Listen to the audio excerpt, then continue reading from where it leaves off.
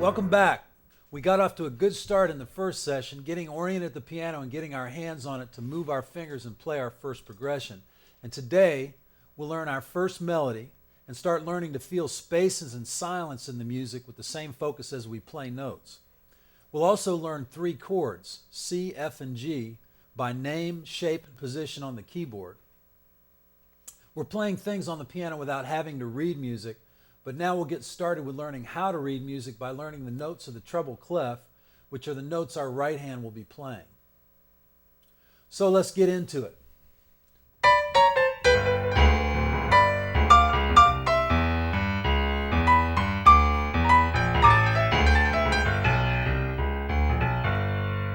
Now we're going to start learning a tune most of us will know, an oldie but a goodie, When the Saints Go Marching In. And it goes like this.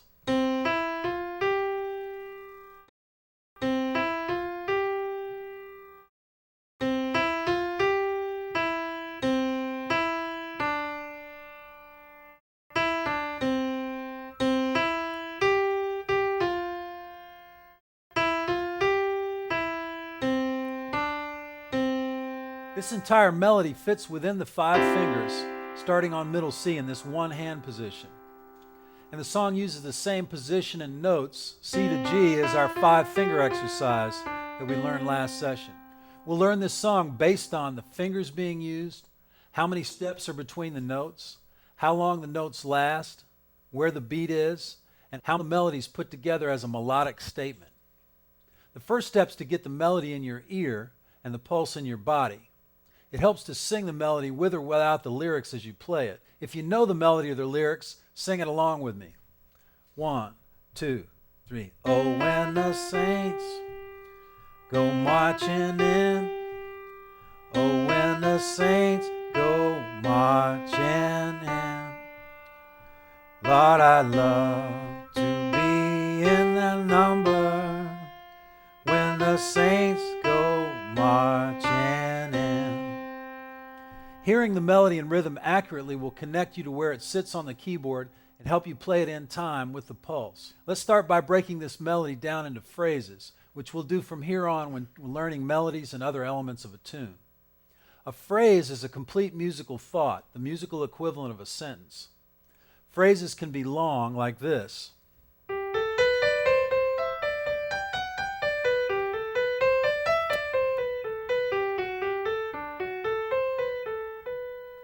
Or they can be short, as is the case with the first phrase of When the Saints Go Marching In. So try to follow along at the keyboard as we break down these first 2 phrases of When the Saints Go Marching In. Let's look at the first phrase of the melody. It starts on middle C, which we'll play with the first finger. The next note is 2 steps higher, E, which we'll play with the 3rd finger. Next we go a step higher to F with the 4th finger, then another step higher to G with the 5th finger. These 4 notes make up the first phrase of the tune. 1, 2, 3. The next phrase is an exact repetition of the first phrase. 1, 2, 3. So far we have these 2 phrases. 1, 2, 3. Rest, rest. In between these identical first 2 phrases are 2 beats of silence, which I indicated aloud by going rest, rest. Silences or spaces in music should be felt as much as notes are played.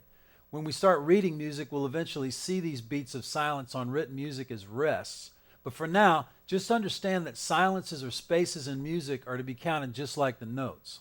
So our first two phrases of When the Saints go like this. 1, 2, 3. Rest, rest. The third phrase starts with the same 4 notes as the first two phrases, but adds 4 more. So here's the 4 notes we added after G.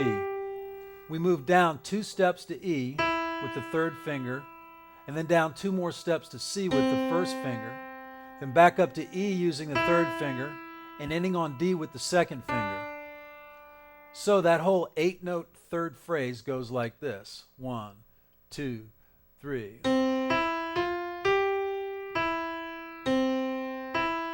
1, 2, 3. And notice that that last note, which is D, lasts for 3 beats. 1, 2, 3. So the first 3 phrases put together are 1, 2, 3. Rest, rest. Rest, rest. 1, 2, 3. Next, we have a phrase that begins differently than the first 3.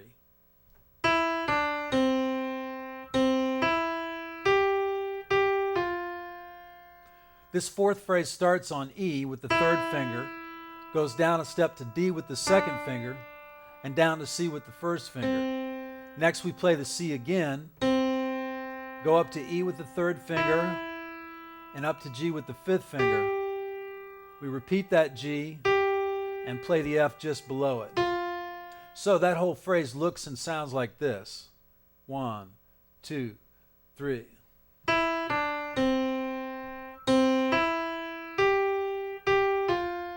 Now if we add that phrase to our first 3, we get this. 1, 2, 3. Rest, rest.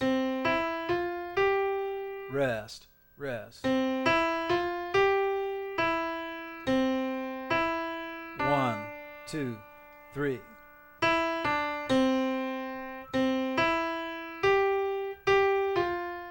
The last phrase sounds like this.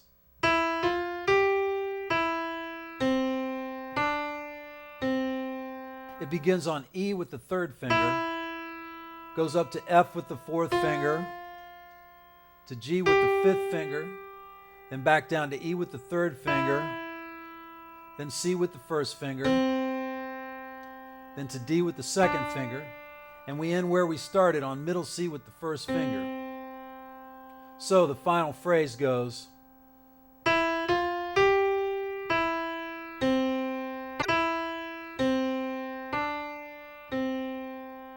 now we're going to practice putting these phrases together. Let's begin by dropping our hands to our sides, shaking them out a bit, and concentrating on feeling our hands getting rid of the tension. This tune will have a pulse, so we'll begin by establishing a slow and steady. And after we play the notes of this little phrase, we'll feel the 2 little rests to complete it, like so. 1, 2, 3. Rest, rest. Then drop the hand and let it relax. We'll continue doing this until we can play this phrase easily. Then we'll go on to the next phrase after relaxing and counting that one in. Remember that the first and the second phrase are the same thing. So let's play that identical second phrase. 1, 2, 3. Now let's do the same process for phrase 3. Relax, feel the pulse, count in and play. 1, 2, 3.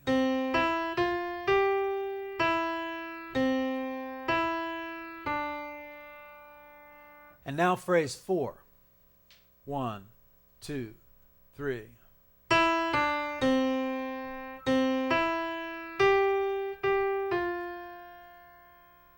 Anytime we stumble on the fingering notes or timing of the phrase, go back and learn it by rewinding, slow it substantially, then do so.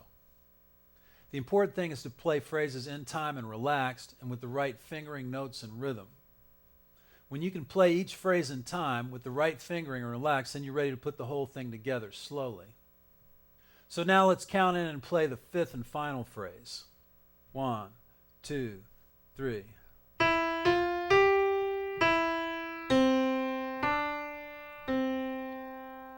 Now that you understand how the whole melody goes, let's try to play together the first two phrases back to back. 1, 2, 3. Rest, rest, rest, rest. Now play those two again, this time adding the third phrase. 1, 2, 3. Rest, rest, rest, rest.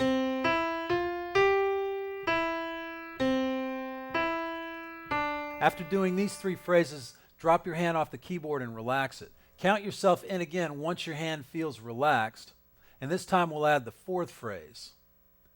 1, 2, 3. Rest, rest, rest, rest.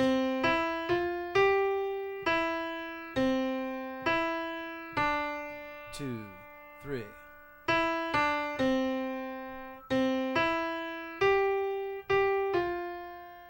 And this time we'll add the fifth phrase to complete the tune. 1, 2, 3. Rest, rest, rest, rest. 1,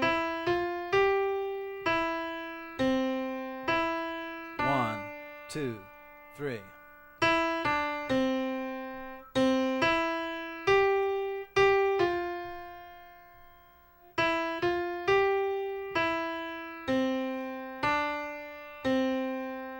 So this was a detailed, methodical way of practicing a simple melody. And that brings us to our next nugget, which is this.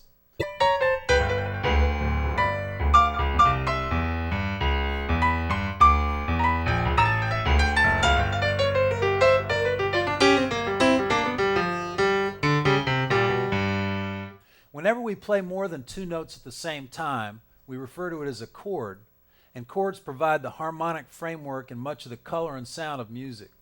With 88 keys and 10 fingers, the piano gives you the possibility of a huge variety of chords. Here's just a few chords, and we'll be covering these in sessions to come. C major, which we'll cover this session, C minor, C diminished, C2,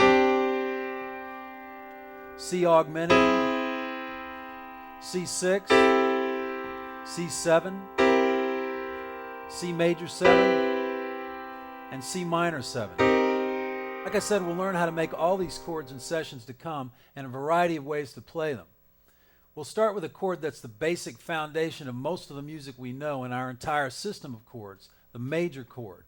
The term major refers to the way the chord sounds and to how it's constructed. We'll define that construction in the next session when we talk about intervals. Right now, we just want to find three major chords by shape and location on the keyboard. Because these major chords are made up of three notes, they're called triads. And a triad is any group of three notes played as a chord. For now, we'll use the white keys on the piano to construct three major triads: C, F, and G. Let's start with the C major triad. We'll start on middle C, and the C major triad contains the notes C, E, and G. Check out the shape of this chord and how it feels under your fingers. And we're using the fingers 1, 3, and 5. The unplayed notes are under fingers 2 and 4. This same chord can be played with its bottom note on C all the way up the piano,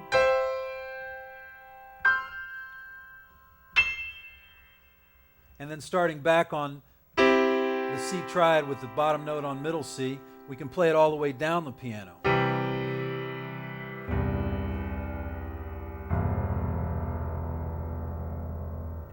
Try playing a C major triad with the left hand with middle C on the bottom.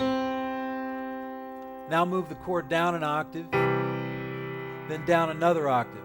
And notice as we play the C major triad 2 octaves below middle C, the chord has kind of a muddy sound. Starting on F, we can use the same shape as we did with the C triad to make an F triad.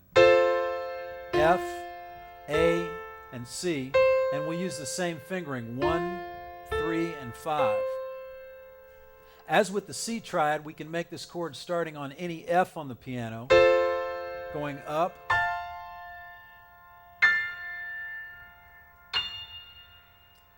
and then going back to this F triad in the middle piano. We can play it going down the piano or play it with the left hand. And now we're back down in the muddy register for playing chords.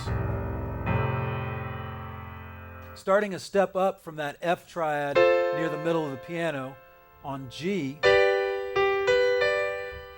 we can use the same shape and fingering to make a G major triad. G, B, and D. And let's move that one up the piano. And then starting where we started on that G triad in the middle of the piano, let's move it down the piano. Notice that as I play the C triad up and down the piano, that the meatiest sounding triads are the ones in proximity to middle C, in the middle of the piano.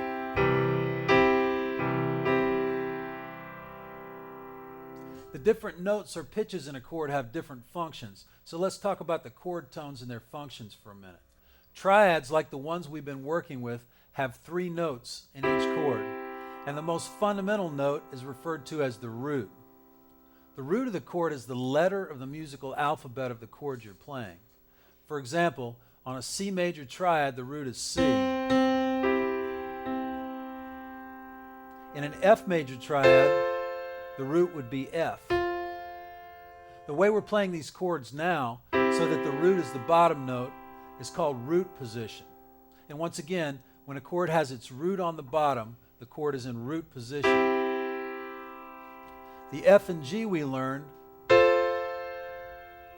are also in root position, with their roots F and G on the bottom notes of the chord. By playing the chord tones in a different order, for example, if we played the notes of a C triad starting on E and played E, G, and C, we're still playing a C major triad, but now it's in a different position. This different position will be called an inversion of the chord, and we'll get into those soon. The C, F, and G major chords not only share a common shape, but they have a relationship harmonically that enables them to be combined to make the chords and G. And these groups are most often of 3 or 4 beats. And the group's beats are called bars or measures, and each bar will be divided by a bar line with the chord symbols above the bar. Slashes are written to indicate how many beats within the bar each chord is played. Here's a 4-bar progression written out in bars. The progression is 1 bar each of C, F, and G, and 1 more of F. And there are 4 slashes per chord to indicate each chord gets 4 beats.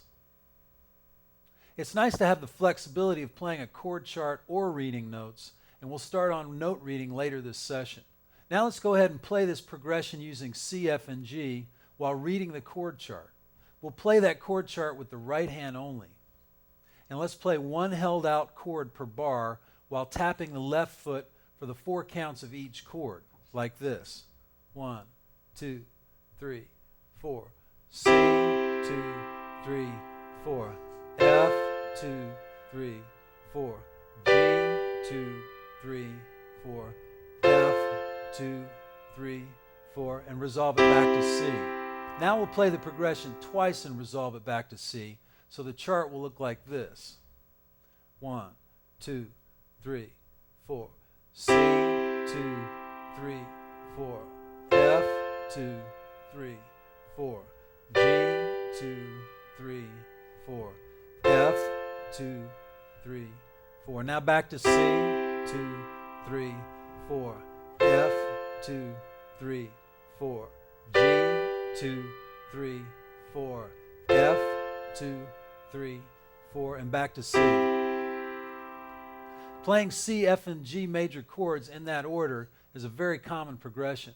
Now let's put them in a 2-bar progression, playing C for 2 beats, F for 2 beats, and G for 4 beats. We'll start with just the right hand. After I count it in, the progression sounds like this. 1, 2, 3, 4. C, F, G, and C, F, G, 2, 3, 4, and back to C. As you move the chords, feel your forearm moving this fixed shape and fingering from position to position. Eventually we'll use inversions to connect these chords more smoothly, like this. But at first we want to establish where to find them in root position and how they relate to each other in that position. Now let's add the left hand to our 2-bar C-F-G progression. The left hand part uses 3 notes and begins by starting on the C below middle C with the first finger, going down to the F below that C with the 5th finger, then up a step to G with the 4th finger. So here's the left hand part of this progression played in time. 1, 2, 3, 4. C, F, G, 2, 3, 4. C, F, G, 2, 3, 4. Then back to C. Now let's add that left hand part to the right hand. 1, 2, 3, 4. C, F, G, 2, 3, 4. C, F, G, 2, 3, 4. And then back to C. There are many songs that use these 2 progressions, such as Twist and Shout, Good Lovin', and many others. We're playing the progression in the key of C, and a key is the tonal center of a song, represented by a letter of the musical alphabet. The chords in the recordings of those songs I just named may use keys other than C, and they may use other inversions of the chords, but their relationship within the key are the same.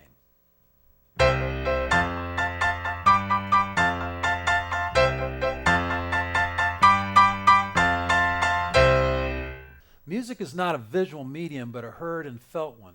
Ultimately, it's about hearing, feeling, and playing music. Learning how to read music gives us access to a huge variety of musical resources and can be a valuable means to an end. To really get into playing classical music, reading is essential. To play rock and roll, not so much. Finding the notes and counting the rhythms from written music can be painstaking at first, but it gets easier with practice. Let's go back to our first chord progression that we learned in the first session.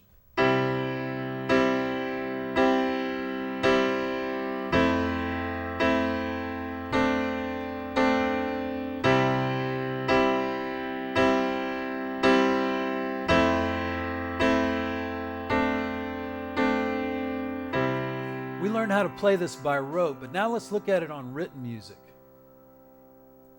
In conjunction with rote learning, developing the ear, learning how to make chords and connect them, and experimenting at the piano, reading music should be a bridge, not a barrier to your connection to the piano. So let's start building that bridge and begin to learn to read music, starting with the right hand. The notes the right hand plays are usually found on the treble clef, which looks like this. The notes are written on, above, or below 5 parallel lines called the staff, which looks like this.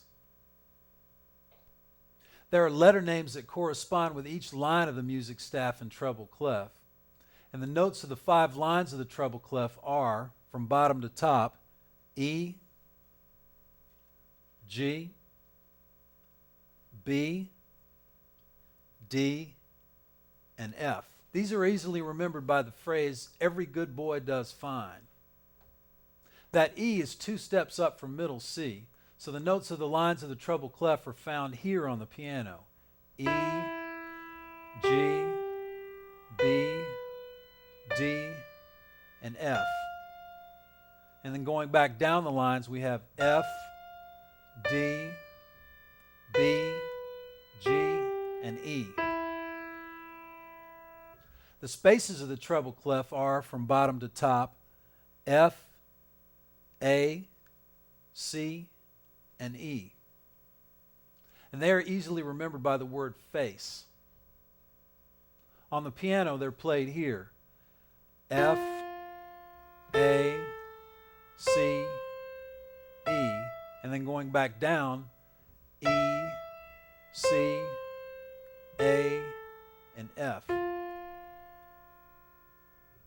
Notes found above and below the staff use added lines to show their proximity to the staff, and these lines are called ledger lines. Here's the E on the lowest line of the staff. And here's the first space below the staff, which is D. If I go one note lower, I get to the first line below the staff that uses a ledger line, and that's middle C. Now let's go above the staff. Here's the F on the top line of the staff. The first space above the staff is a G. If I go one note higher, I get to the first ledger line above the staff, and this is the note A. Reading music involves translating where these notes on and around the staff are found on the piano, along with the rhythms they're played in and their dynamics and articulation. Since we've been introduced to the notes of the treble clef, let's look at the notes of When the Saints Go Marching In, written out on the treble clef, and as I play it down, watch these notes go by on the staff. We won't worry about reading the notes right now or rest values and their symbols. We'll get into that later. I just want you to see the notes of this melody we're learning on the lines and spaces that indicate them on the treble clef. 1, 2, 3. Rest, rest. Rest, rest. 1, 2, 3.